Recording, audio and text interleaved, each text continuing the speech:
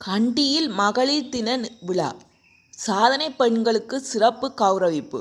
கண்டி இந்து மகளிர் சங்கத்தின் ஏற்பாட்டில் சர்வதேச மகளிர் தின நிகழ்வுகள் கண்டி டெவோன் மண்டபத்தில் மிக சிறப்பான முறையில் நடைபெற்றன. கண்டி இந்து மகளிர் சங்கத்தின் தலைவி செல்வி கலையரசி, உப தலைவி திருமதி பிரியதர்சினி, செயலாளர் திருமதி சர்மிளா பரமேஸ்வரன் மற்றும் பொருளாளர் திருமதி சுமதி ஆகியோரின் தலைமையில் இந்த விழா இடம்பெற்றது.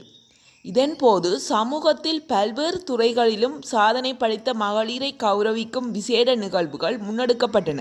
குறிப்பாக சமூக சேவை, ஆன்மீகம் மற்றும் கல்வி ஆகிய துறைகளில் அளப்பரிய சேவையாற்றிய மாத்தளை சாம ஸ்ரீ யோகராணி பாலசுப்பிரமணிய சர்மா அம்மையார் அவர்களுக்கு கண்டி இந்து மகளிர் சங்கத்தினால் ஞாபக சின்னம் வழங்கி கௌரவிக்கப்பட்டது.